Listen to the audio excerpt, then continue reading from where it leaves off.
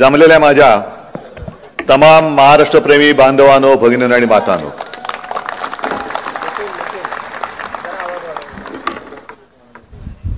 सर्वात आधी मी आपल्याला सर्वांना खास धन्यवाद देतोय,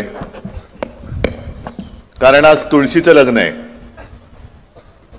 संध्याकाळची वेळ झाली तरी सुद्धा तुम्ही केवळ आणि केवळ शिवसेनेच्या प्रेमासाठी आपल्या सभेला आलात. तुम्हाला मी लाख लाख धन्यवाद देतोय. लोकसभा झाली, आता विधानसभा. लोकसभेमध्ये आपण थोडे कमी पडलो आणि साहजिकच आहे की कोकण मधला पराभव हा माझ्या हृदयाला चटका लावून गेलेला आहे. कारण कोकण म्हणजे शिवसेना, शिवसेना म्हणजेच कोकण. हे नातं आजपर्यंत कोणी तोडू शकलेलं नाही आणि मला खात्री आहे की आता सुद्धा कोणी तोडू शकणार नाही. आपलं नातं असं आहे की ज्या ज्या वेळेला कधी कोकणावरती संकट आलं तर शिवसेना धावून येते आणि शिवसेनेवरती जेव्हा संकट येतं तेव्हा कोकण मागे ठाम उभा राहतो. आज आपली शिवसेना मोदी आणि शहा संपवायला निघालेत. नाहीतर आजपर्यंत राजकारणात असं कधीच झालं नव्हतं. पक्ष फुटतात, काही माणसं या पक्षात नंतर त्या पक्षात, हे ठीक आहे, राजकारण म्हणून चालू राहतं. पण एवढा नीचपणा हा आजतागत कोणत्याही राजकीय पक्षाने केला नव्हता. तो कोणी एकेकाळच्या आपल्या मित्रांनी केला. ह्याचं मला जास्त दुःख आहे आणि राग सुद्धा आहे. संपूर्ण महाराष्ट्रामध्ये ज्या वेळेला भाजपा म्हणून काही शिल्लकच नव्हतं तेव्हा शिवसेना प्रमुखांनी, म्हणजे हे भाजपवाले कसे हुशार आहेत, जर तेव्हा आपण ठरवलं असतं, शिवसेना प्रमुखांनी ठरवलं असतं की मला युती नकोच, काय व्हायचं ते एकट्याचं माझं होईल, तर भाजपा आज औषधाला सुद्धा महाराष्ट्रामध्ये दिसला नसतं. एवढी शिवसेनेची ताकद होती आणि आहे. पण आपण थोडंसं काय भूतदया आहे, माणुसकी आहे, भगवा झेंडा, तुमच्या हातात भगवा, आमच्या हातात भगवा, मग आपलं भगव्याचं नातं आहे, हिंदुत्व आहे, देश आहे, महाराष्ट्र आहे, मग घेतलं त्यांना खांद्यावर. आणि एवढी हे नीच निघाले की स्वतःचं काम झाल्यानंतर वापरून फेकून देत आहेत आपल्याला. मी जिथे जिथे महाराष्ट्रामध्ये जातोय, संपूर्ण महाराष्ट्र फिरतोय. अगदी विदर्भात गेलो, कोकणात तर आज आहे, मध्ये पण येऊन गेलो, उत्तर महाराष्ट्र, मराठवाडा, पश्चिम महाराष्ट्र. लोकसभेला मला काही पत्रकार विचारतात, तुम्हाला काय वाटतं, कालच रात्री 1 वाजेपर्यंत माझी मुलाखत चालू होती, कारण 4 सभा करून मुक्कामी पोहोचायलाच 11:30-12 वाजले होते. तुम्हाला काय वाटतं? आणि मी त्यांना सांगितलं की विधानसभेचं वैशिष्ट्य असं या की साधारणतः लोकसभेला जशी सभा होत होती तशी एका लोकसभेची सभा माझी एका विधानसभेला होते. प्रचंड मोठ्या सभा होत आहेत. म्हणजे मला असं बोलताना जाणवत नाही आता सुद्धा गर्दी कुठपर्यंत गेले. कालची बार्शीची सभा आपण पाहिली असाल, असं स्टेजवरनं काय अंदाजच येत नव्हता. मग त्यांना सांगितलं तर जरा मोबाईलचे टॉर्च लावा आणि ते कळलं, अरे बापरे, कुठपर्यंत गेलेली ही गर्दी. म्हटलं हेच चित्र आहे. ते काय नुसते मोबाईलचे टॉर्च नाही पेटलेत, तर महाराष्ट्राच्या कानाकोपऱ्यात आता मशाली पेटलेल्या आहेत. शिवसेनेची मशाल पेटलेली आहे. आणि मला मी आता वैभव अनेक वर्ष सोबत आहे, लहान आहे म्हणून हक्काने त्याला अरे बोलतो. वैभव, मला तुझा अभिमान आहे, कारण तुला सुद्धा 50 काय आणखीन खोके मिळाले असते, पण तू हटला नाहीस, वाकला नाहीस, बदला नाहीस. आणि मुख्य म्हणजे मेंढ्यांप्रमाणे मोदी शहांचा लाचार झाला नाहीस. मला तुझा अभिमान आहे. आणि विनायक राऊत पण तसेच आहेत, कारण खासदार पण आपले गेले होते, विकले, पण विनायक राऊत नाही गेले. इथे बसलेले सगळेच, मग भाई गोळेकर काय सगळेच, आता उपरकर पण परत आले, राजन तेली परत आले. सगळी जुनी शिवसेना ही परत उभी राहते. आणि इथे मला जे आव्हान दिलं गेलं, येऊन रस्त्याने जाऊन दाखवा, मी त्यांना सांगतोय नशिबाने दिले, घरी बसून नीट खा, उगाच मध्ये आला तर वेडवाकडून खाण्यात काही अर्थ नाहीये. कारण आडवा आला तर आडवच करू, तेवढी ताकद हिंमत ही शिवसेनेत आहेच. पण मुळात प्रश्न हा तुम्हाला आहे. हा नुसता आपला आमदार उमेदवार वैभव त्याचं नाव आहे म्हणून वैभव नाही मी म्हणत. तुम्हाला सगळ्यांना कोकणचं वैभव जपायचं की नाही हा प्रश्न मी तुम्हाला करतोय. तुम्हाला कोकणचं वैभव हवंय की नकोय, का पुन्हा सगळं गुंडापुंडांचं राज्य पाहिजे? मग ती सगळी जुना काळ जो होता, मग कुठून सुरुवात करायची? श्रीधर नाईक, रमेश गोवेकर, सत्यविजय भिसे, अंकुश राणे. मग एखादी टीव्हीची मालिका असते की माणसं काय होतंय कसं होतंय माहित नाही, रमेश गोवेकर गायब, कुठे गेला? हवेत अदृश्य. हत्या होत आहेत, कोणी केल्या माहिती नाही. आणि ती गुंडगिरी, ती दडपशाही, त्यावेळेला वैभव एकटा नडला होता त्यांना. आणि वैभव तुला भेटायला मी दुसऱ्याची तू आता तुरुंगात आलो होतो. आपल्या एका सैनिकावरती हल्ला झाला होता, त्याला गोव्याच्या हॉस्पिटलमध्ये ऍडमिट केलं होतं. मग तेव्हाही हॉस्पिटल चांगलं नव्हतं, आता किती चांगलं झालंय कल्पना नाही मला. पण तो काळ असा होता. आणि उपरकर तुम्ही जेव्हा उभे होतात तेव्हा मी 10 दिवस इकडे राहिलो होतो. संपूर्ण मतदारसंघ जो तेव्हाचा होता तो पिंजून काढला होता. आणि तेही दिवस मला आठवत आहेत की मी जिथे जायचो लोक गर्दी करायची, पण गर्दीमध्ये एक व्यक्ती मला येऊन भेटली. मी गाडीत बसलो, तो आला माणूस, तरुण होता. मला म्हणाले साहेब काय, खास तुमच्या कोकणी भाषेत बोलला तो. तुमच्या ती कोकणाची एक वेगळी गंमत आहे भाषेची, बोलण्याची. आणि त्यांनी मला सांगितलं की आता तुम्ही सगळे आलात ठीक आहे, पण तुम्ही बघितलं ना आमची घरं कशी, एक तिकडे एक तिकडे एक इकडे इकडे सगळं असं विखुरलेलं आहे. संध्याकाळ झाली, सूर्यास्त झाला की इकडे चिडी चिप सगळा काळोख असतो. ही 2005 ची गोष्ट आहे. आज तुम्ही सगळेजण आला, आम्हाला बरं वाटलं. निवडणूक झाल्यानंतर तुम्ही गेल्यानंतर आम्ही इकडे एकटे राहणार आहोत. आणि यांची दहशत एवढी आहे, आमच्या मुली बाळी रात्री अपरात्री किंवा संध्याकाळच्या वेळेला एकट्या येणं जाणं करायचं म्हटलं तर हे काय करतील सांगता येत नाही. तेव्हा तुम्ही म्हणे एक कोणतरी माणूस असा द्या की जो आमच्या सोबत आम्ही कधी हाक मारली तर तो धावून येईल असा माणूस द्या. आणि ती परिस्थिती बघितल्यानंतर ते आव्हान विनायक राऊत यांनी स्वीकारलं. येऊन राहिले, तुम्ही खासदार म्हणून निवडून दिलं. या वेळेला नेमकं काय कुठे चुकलं हा विचार माझ्यापेक्षा आपण सगळ्यांनी केला पाहिजे की नको तो धोंडा पुन्हा का उरावरती घेतलात. पुन्हा तुम्हाला दादागिरी गुंडगिरी म्हणजे मला मोदींना मी मगाच्या सभेत सुद्धा बोललो की मोदींना इकडे मुद्दामून प्रचाराला बोलवायचंय, याच इकडे या व्यासपीठावरती बोलू आपण. या चॅनल मधनं मी त्यांना आमंत्रण देतोय, मोदीजी जरा आप यहां आइए. कारण तुम्ही जो लोकसभा निवडणुकीमध्ये कंठशोष करत होता, परिवारवाद परिवारवाद घराणेशाही, म्हणजे शिवसेना प्रमुखांनंतर शिवसेना प्रमुखांच्या पुत्राने जर शिवसेना त्यांनी शिवसेना प्रमुखांनी मला दिली, मोदीजी तुमचं काय जातंय, कोण आहात तुम्ही? हा पक्ष हा माझ्या वडिलांनी स्थापन केलाय. तेव्हा तुम्ही कुठे होतात? हिमालयात होतात का विंध्य पर्वतात होतात मला नाही माहिती. पण हा शिवसेना हा पक्ष, शिवसेनेने जो जन्म घेतला तो मुंबईमध्ये जेव्हा मराठी माणसावरती अन्याय होत होता तेव्हा भूमिपुत्रांना न्याय देण्यासाठी, मराठी माणसांच्या न्याय हक्कासाठी म्हणून शिवसेना प्रमुखांनी ही शिवसेना स्थापन केली. आणि तिचं नेतृत्व जर शिवसैनिकांनी माझ्याकडे दिलं असेल, शिवसेना प्रमुखांनी त्याला संमती दिली असेल, तर तुम्ही चोमडेपणा करणारे कोण? मग तुम्हाला शिवसेना प्रमुखांची घराणेशाही चालत नाही. परिवारवाद परिवारवाद. मग इकडे तुम्ही जे काही करता आहात, बाप डोक्यावर आणि पोरं खांद्यावर. मग डोक्यावरती बाप बसलाय, या खांद्यावर एक कार्ट, दुसऱ्या खांद्यावर दुसरं कार्ट. इसको क्या कहेंगे?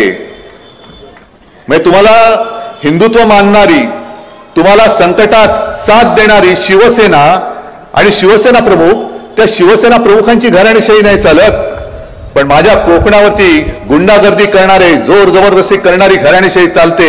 एवढे तुम्ही खाली उतरलात, मग कशाला तुम्ही बसलात तिकडे? हे आमचं हिंदुत्व नाहीये.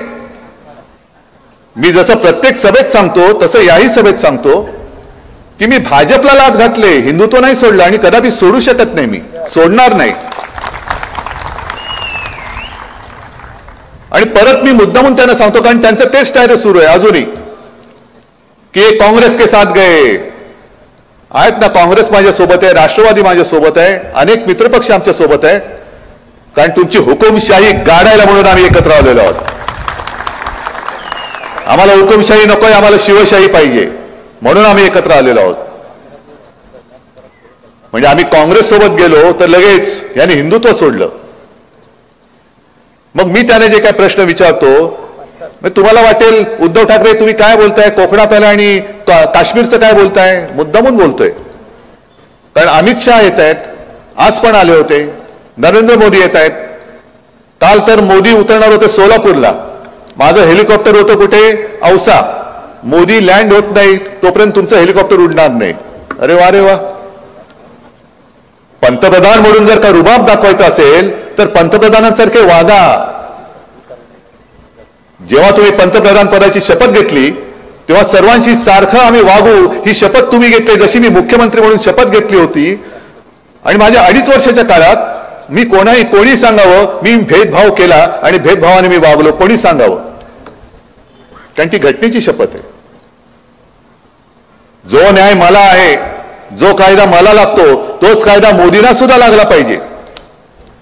आणि जर पंतप्रधान तुम्ही असाल तर कोणत्याही एका पक्षाच्या उमेदवाराच्या प्रचाराला देशाचा पंतप्रधान येता कामा नये, हे सुद्धा आता कायदा करायला पाहिजे.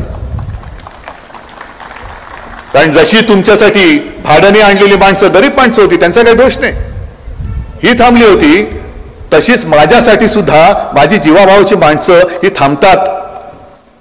आणि जोपर्यंत माझं हेलिकॉप्टर उडत नाही तोपर्यंत कधी, म्हणजे मी परवा 40गावला गेलो होतो, पोहोचेपर्यंत 6:30-7 वाजले. दुपारी 2 वाजल्यापासून लोक बसली होती, तुफान गर्दी होती. 2 वाजल्यापासून बसले उन्हात. मग तुम्ही मला काय अडवता? आणि अमित शहाचं मी तुम्हाला जे सांगत होतो की उद्धवजी आप जवाब दीजिए, काय द्यायचा जवाब? की 370 कलम जे काढलं त्याला विरोध करणाऱ्यांबरोबर तुम्ही बसलात. पण अमित शहाजी 370 कलम काढताना शिवसेनेने तुम्हाला पूर्ण पाठिंबा दिला होता आणि त्या काढल्याबद्दल तुमचं कौतुक तेव्हाही केलं होतं, मी आज पण करतो. 370 कलम हे काश्मीरसाठी महत्वाचं आहेच, देशासाठी आहेच. काश्मीर हा आपल्या देशाचा माझ्या देशाचा अविभाज्य भाग आहे, हे मान्यच आहे आम्हाला आणि तो पाहिजेच. पण 370 कलम काढलं ते लोकसभेसाठी ठीक आहे, कोकणामध्ये येऊन तुम्ही त्याचं काय कौतुक सांगताय? मराठवाड्यामध्ये मी फिरलो, विदर्भामध्ये फिरलोय, शेतकरी संतापलेत नुसते, कारण सोयाबीनला भाव नाहीये, कापसाला भाव नाही, डाळीला भाव नाही, काय संपूर्ण वाताहत झालेली आहे. आणि त्या शेतकऱ्याने ज्या आशेने तुमच्याकडे बघतायत की काहीतरी तुम्ही द्याल, पण तुमची ती आयात निर्यात धोरणं अशी तुम्ही आखता की आता कांद्याचे भाव पडायला लागलेले आहेत. आणि तो तुमच्याकडे बघतोय की माझ्या सोयाबीनला हमी भाव कधी देणार. आज त्या शेतकऱ्यांना माझ्या या चॅनलच्या माध्यमातून सांगतोय, मराठवाडा आणि विदर्भाच्या, की तुम्ही सोयाबीन विकण्याची घाई करू नका. आपलं सरकार येतंय, आपलं सरकार आल्यानंतर मी तुम्हाला वचन देतोय की हमी भावाने शासन तुमचं सोयाबीन खरेदी करेल. पण हे वचन मी देतोय, हे वचन ना मोदी देत ना अमित शहा देत. मिंदे बिंदे तर सोडून त्यांचे चिंध्याच झालेले आहेत. मग 370 कलम काढलं, सोयाबीनच्या हमी भावाचं काय? कापूस खरेदी कधी होणार? अरे मी 370 कलम काढलं ना, दुधाला भाव नाही, 370 कलम काढलं की महिला सुरक्षित नाही, 370 कलम काढलं. काय करायचं इकडे त्या कलमाचं? आमच्याकडे आंब्याची कलम आहेत, बाकी सगळी कलम आहेत. 370 कलम हे काश्मीरसाठी महत्वाचं आहे. आणि मुद्दा म्हणून मी त्यांना सांगतोय की जेव्हा, हे मी परत परत बहुतेक प्रत्येक सभेत सांगतोय, की जेव्हा या देशाला अमित शहा आणि नरेंद्र मोदी या नावाची दोन माणसं या भूतलावरती अस्तित्वात आहे हे कोणालाही माहित नव्हतं. हा काळ कोणता? जेव्हा काश्मीरमध्ये स्वतःच्या घरात हिंदू पंडितांवरती अत्याचार होत होता, तो काळ आहे. हे मला वाटतं तेव्हा बसले होते व्हीपी सिंगच्या मांडीला मांडी लावून. ना तेव्हा मोदी धावून आले, ना अमित शहा धावून गेले. काश्मीरी पंडित घरदार सोडून देशामध्ये निर्वासितासारखे पसरत होते, लोंडेच्या लोंडे इकडे तिकडे जात होते. मग तो नटसम्राट मधला तो डायलॉग आहे ना, कोणी घर देता का घर, ही अवस्था आपल्याच देशात त्या काश्मीरी पंडितांची झाली होती. आणि तेव्हा फक्त आणि फक्त हिंदू हृदय सम्राट शिवसेना प्रमुख बाळासाहेब ठाकरे यांनी त्यांना महाराष्ट्रामध्ये घर दिलं होतं. ते उगाचच नाही त्यांना हिंदू हृदय सम्राट म्हणत, त्यांनी करून दाखवलं होतं.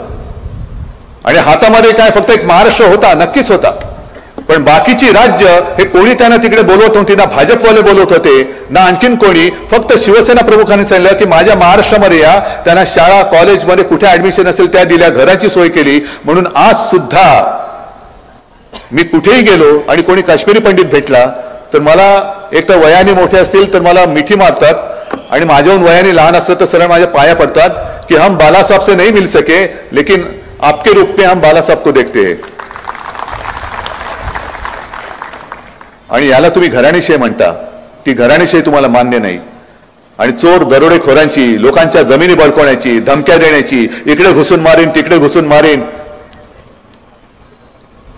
याला तुम्ही डोक्यावरती घेता. बरं ठीक आहे, तुम्हाला शिवसेना संपवायची ना, करा प्रयत्न, बघतो कोण राहतं शिल्लक. शिवसेना आहे आणि तुम्ही आहात. तुम्ही बाकीच्या तुमच्या त्या यंत्रणा न घेता मर्द असाल तर समोरासमोर येऊन लढा, मर्द असाल तर. आणि मर्द नसाल तर मग तुमचे ते ईडी, इन्कम टॅक्स, सीबीआय वाले जसे वापरता, याचा अर्थ तुम्ही मर्द नाही आहात, नामर्द आहात. तुम्ही सरकारी यंत्रणांचा दुरुपयोग करतात, माझ्या लोकांना धमक्या देतात, जुन्या केसेस उकरून काढता आणि त्यांची फोडाफोडी करताय, पैसे देताय, तो सुद्धा माझ्या जनतेचा खाल्लेला. आणि या नामर्दाशी लढावं लागते, ह्याच्यासारखं मला दुसरं दुर्दैव वाटत नाहीये.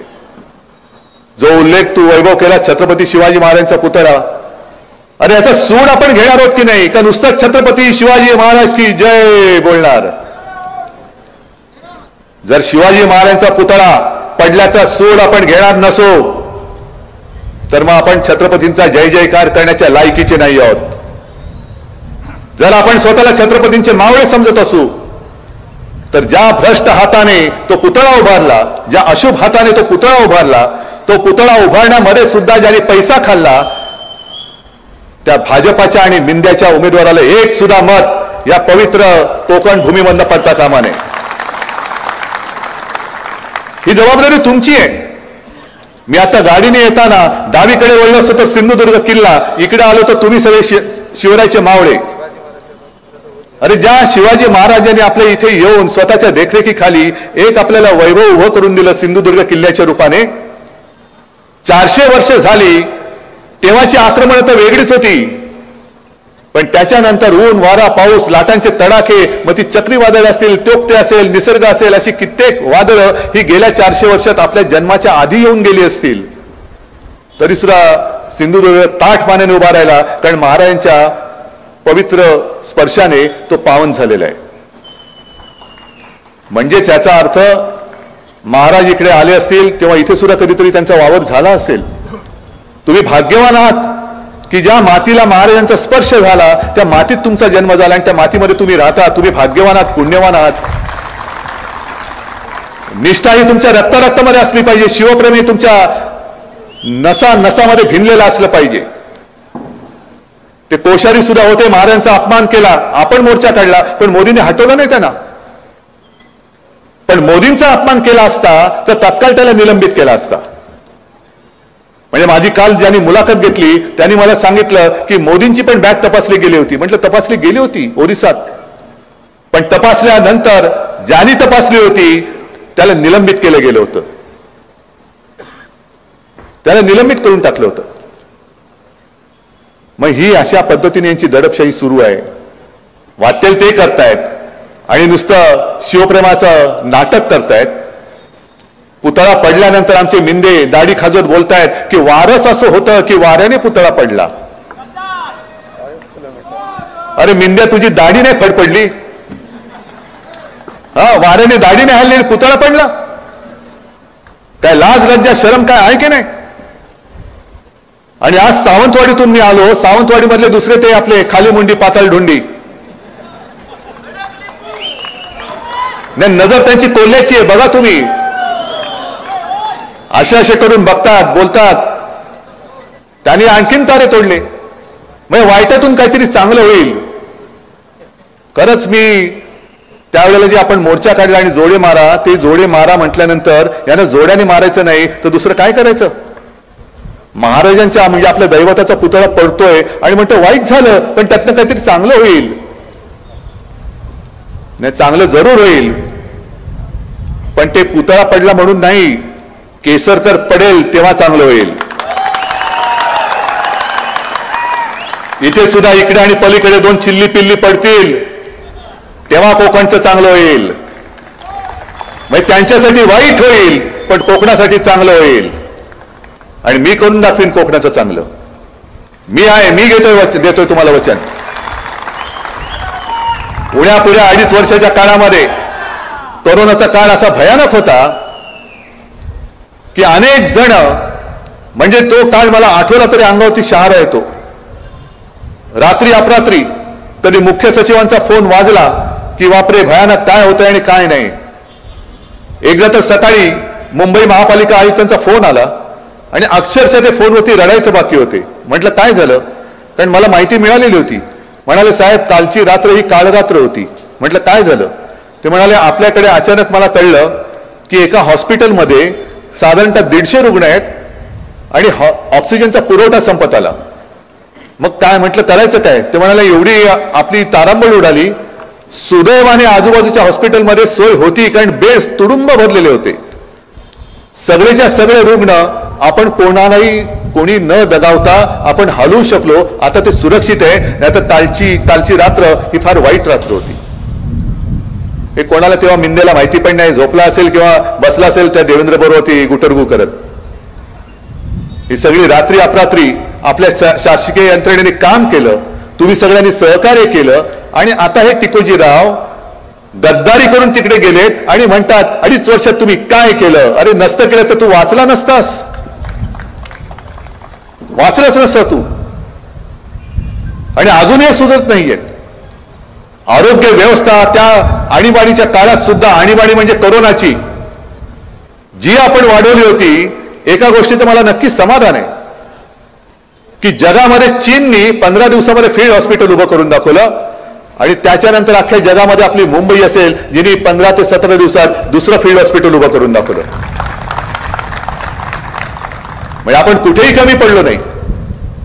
परदेशामध्ये कोणी नंतर काय केलं असेल माझ्या तरी ऐकू येत नाहीये, पण महाराष्ट्राच्या बाहेर दुसऱ्या राज्याने, एकाही राज्याने फील्ड हॉस्पिटल आपण जसं केलं होतं बीकेसी मध्ये आणि इतरत्र, तसं उभं केल्याचं मी सुद्धा ऐकलं नाही किंवा वाचलेलं नाहीये. आपण टास्क फोर्स नेमला. कुठे ऑक्सिजन कमी पडू दिले नाही, औषधं कुठे कमी पडू दिले नाही, डॉक्टरांची कुठे हेळसांड होऊन दिली नाही. आणि करोनाचं संकट सगळं फोफावलं असताना गुजरातमध्ये आणि उत्तर प्रदेशमध्ये अजूनही ते फोटो तुम्हाला मिळतील, सार्वजनिक चिता पेटल्या होत्या. भयानक होतं दृश्य. पण तुम्ही सगळ्यांनी सहकार्य केलं म्हणून आपण महाराष्ट्र वाचवू शकलो. महाराष्ट्र वाचवला म्हणजे तेव्हा जे काही सर्वे येत होते, उद्धव ठाकरे नंबर 1 मुख्यमंत्री. नाही, पण हा सन्मान माझा नव्हता, हा सन्मान तुमचा होता. उद्धव ठाकरे फक्त चेहरा होता.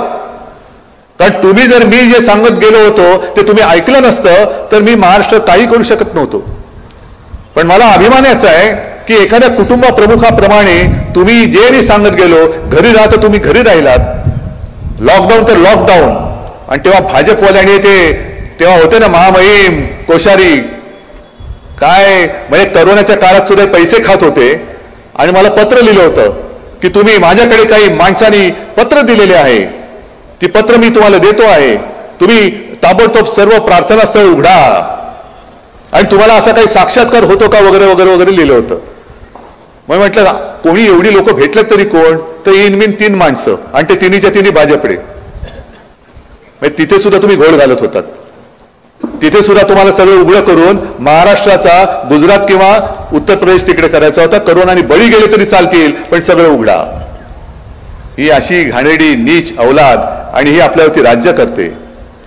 अमित शहानी जे आज दुपारी भाषणामध्ये बोलले की उद्धव ठाकरे म्हणजे आपल्या सरकारने विकासाला स्थगिती दिली. मी विकासाला नव्हती स्थगिती दिली, मी स्थगिती नाही, मी बंदी आणली होती आणि माझं सरकार आल्यानंतर मी परत बंदी आणीन. महाराष्ट्रातून एक सुद्धा उद्योग मी गुजरातला जाऊ देणार नाही म्हणजे नाही. अमित शहा आज लिहून ठेवा, तुम्ही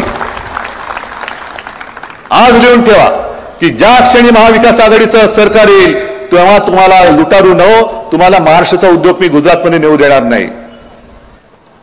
तुम्ही महाराष्ट्राचं वैभव लुटताय, महाराष्ट्राची विल्हेवाट लावताय. महाराष्ट्रात येणारे आणि होते ते उद्योग सगळेचे सगळे तुम्ही गुजरातला नेताय. गुजरात गुजरात हे गुजरात ते गुजरात. वेदांत फॉक्सॉन गुजरातला नेला, टाटा एअरबस गुजरातला नेला, मेडिकल डिव्हाइस पार्क गुजरातला नेला. हे सगळे चांगले उद्योग हे गुजरातला नेत आहेत आणि विनाशकारी रिफायनरी ही माझ्या निसर्ग संपन्न कोकणाच्या माथीवर मारताय. रिफायनरी घेऊन जा गुजरातला, पण माझा टाटा एअरबस मला परत द्या. म्हणून मी मागे जे बोललो होतो ना, राख रांगोळी, आमच्या नशिबात राख आणि गुजरातच्या नशिबात रांगोळी घालताय तुम्ही. गुजरात बद्दल मला काही आकस नाहीये ना, गुजराती लोकांबद्दल मला आकस आहे.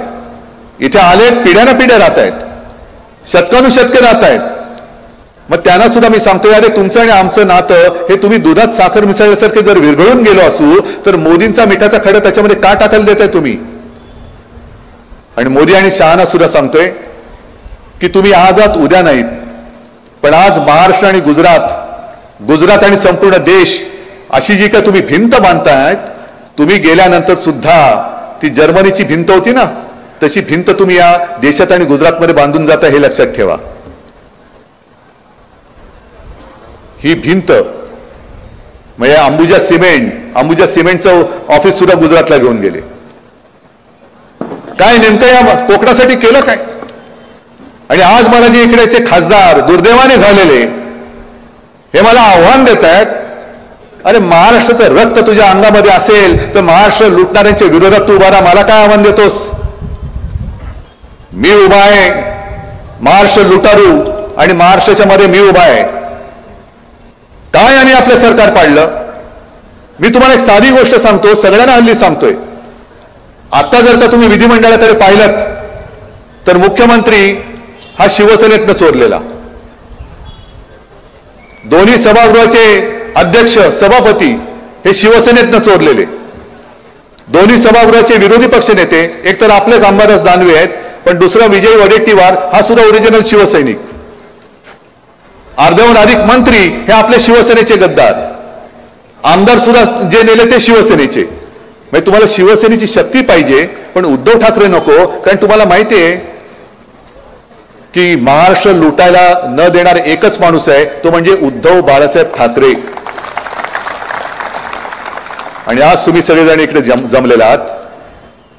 आपला वचननामा तुमच्यापर्यंत पोहोचलेला असेलच. पोहोचलाय ना का परत बोलू. परत बोलण्याची गरज आहे. कारण मला बरेच जण सांगतात की आपला वचननामा पोहोचवा सगळ्यांकडे. म्हटलं पोहोचवायचं तर पोहोचवलेलाच आहे. आपण 5 जीवनावश्यक वस्तूंचे भाव स्थिर ठेवणारे तुम्हाला कळलेलं आहे. कळलंय ना. मुलींप्रमाणे मुलांना सुद्धा मोफत शिक्षण देणार हे सुद्धा तुम्हाला कळलेलं आहे. अनेक गोष्टी कळलेल्या आहेत. पण मुद्दामून एक मुद्दा स्पष्ट करतो, मुलींप्रमाणे मुलांना शिक्षण का मोफत देणार आहे. मी 3-4 दिवसापूर्वी युट्यूबवरती एक क्लिप पाहिली. राजदीप सरदेसाई जे ज्येष्ठ पत्रकार आहेत त्यांनीच मला पाठवली, त्यांनीच ती केलेली आहे.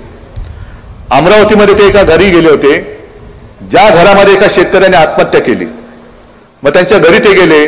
दुर्दैवाने जिचं कुंकू पुसलं गेलं ती आपली बहीण तिकडे बसली होती. ज्याने आत्महत्या केली तो 47 वर्षाचा शेतकरी होता. मग त्याची 2 तरुण मुलं ही त्यांच्या झोपडीसारख्या घरामध्ये होती. काळोख, घरामध्ये काळोख. या कॅमेऱ्यासाठी जो काही यांची संगन असते तो उजेड होता, तोच उजेड. आणि मग राजदीप सरदेसाईंनी त्यांना विचारलं, ताई तुमचं नाव काय. मुलांना विचारलं तुमचं नाव काय, किती कर्ज होतं. ते 1.25 लाख कर्ज होतं. 1.25 लाख कर्जासाठी, म्हणजे अदानीना वगैरे करोडो रुपये हे असेच देऊन टाकतायत, करोडो रुपयाची मुंबई ही फुकट देऊन टाकतायत, पण माझ्या महाराष्ट्रातला शेतकरी 1.25 लाखासाठी आत्महत्या करतोय. मग त्या दुसऱ्या जो लहान मुलगा होता, लहान म्हणजे असेल एक 14-16 वर्षाचा वगैरे असेल, त्याला विचारलं तू काय करतो, शाळेत जातो का? तो म्हणला नाही मी शिक्षण सोडून दिलं. सोडलं का सोडलं? फी कशी भरणार, डोक्यावरती कर्ज आहे, वडिलांनी आत्महत्या केले. मग तू काय करणार, शेती करणार का? तो म्हणाल मी शेती नाही, शेती सोडून मी हमाली करेन, पण मी शेती नाही करणार. म्हणजे मुलांना शिकायचंय पण फी भरता येत नाही म्हणून मुलं शिकत नाही. आणि आम्ही 370 कलम काढलं ना, आम्ही राम मंदिर बांधलं जे गलटय. उद्धवजी राम मंदिर कब जाएंगे? मी त्यांना म्हटलं ते गळायचं बंद होईल तेव्हा मी जाईन. पण पैसे नाहीत म्हणून मुलं शिक्षण सोडताय आणि तुम्ही फक्त 1500 रुपयावरती या आमच्या माता भगिनींची थट्टा करताय. 1500 रुपयामध्ये मुलाची फी भरू शकतात का? डोक्यावरचं कर्ज फिटू शकतं का? घरदार चालू शकतं का? आज मराठवाड्यात आणि विदर्भामध्ये अशी परिस्थिती आहे की मुलांची लग्न होत नाही, कोण मुली द्यायला तयार नाही, कारण शेतकऱ्याला कोण मुलगीच देत नाहीये. आपला अन्नदाता, अख्खं जग ज्याच्यासाठी चालतं, 2 घासासाठी जग चालतं आणि तो 2 घास देणारा तडफडतोय, मरतोय, म्हणजे तो आपल्याला जगवतो पण आपण त्याला जगवू शकत नाही. काय कोणता कारभार चाललाय? कशासाठी मोदीजी तुम्हाला मत द्यायचं, कशासाठी मिंदेला मत द्यायचं, कशासाठी फडणवीसला द्यायचं, कशाला अजित पवार द्यायचं? हे खोके घेऊन बसलेत, खोकेच्या खोके बोके नुसते माजलेत. आणि म्हणून मी तुमच्याकडे आलेलो आहे, हक्काने तुमच्यासाठी आलेलो आहे की आज केवळ शिवसेना अडचणीत नाहीये, आज तुम्ही सुद्धा अडचणीत आहात, आज आपला महाराष्ट्र अडचणीत आहे. म्हणून मला तुमची मदत पाहिजे, म्हणून मला तुमचे आशीर्वाद पाहिजे, म्हणून मला तुमची साथ पाहिजे. आणि मी तुमच्या दरबारात हक्क मागायला आलेलो आहे, हक्काने न्याय मागायला आलेलो आहे, आशीर्वाद मागायला आलेलो आहे. हा वैभव नुसता वैभव नाही, वैभवच्या वर मी उभा आहे. पलीकडे राजन तेली सोबत मी आहे, तिकडे संदेश सोबत मी उभा आहे. सगळीकडे संपूर्ण कोकण राजन आहे, बाळमाने आहेत, सगळीकडेच. हे मत हे केवळ एका उमेदवाराला नाही, हे मत तुमच्या भविष्याला देताय तुम्ही. आणि म्हणून मी एवढंच सांगतोय की कोकणचं वैभव कायम राखायचं असेल तर तुम्हाला भगव्याशिवाय आणि मशालीशिवाय दुसरा पर्याय नाही. आणि जर का लोकसभेत चुकलात, म्हणजे तुम्ही नसाल चुकला, मी एक सांगतोय, तसं आत्ता चुकलात तर मग गुंडागर्दी एवढी वाढेल की दोन्ही पोरं खांद्यावर आणि बाप डोक्यावर घेऊन त्यांची लाचारी करण्याचं जीवन तुम्हाला जगावं लागेल. त्याच करता मी परत सांगेन की छत्रपतींच्या पदस्पर्शाने पावन झालेला हा परिसर आहे. नक्कीच छत्रपती इकडे आले होते आणि त्यांनी हा किल्ला बांधला, तर त्या मातीची शपथ घेऊन जसा वैभव इमानाने राहिला तसंच तुम्ही भगव्याच्या पाठी, मशालेच्या पाठी इमानाने राहाल असा विश्वास व्यक्त करतो. सगळ्यांना शुभेच्छा देतो आणि आपली रजा घेतो. जय हिंद, जय महाराष्ट्र. सर्वांना विनंती आहे की राष्ट्रगीतासाठी आपण जागेवरती उभं राहावं. तत्पूर्वी आमच्या स्नेहाताई केरकर मॅडम ज्या आणि डॉक्टर केरकर शिवसेनेमध्ये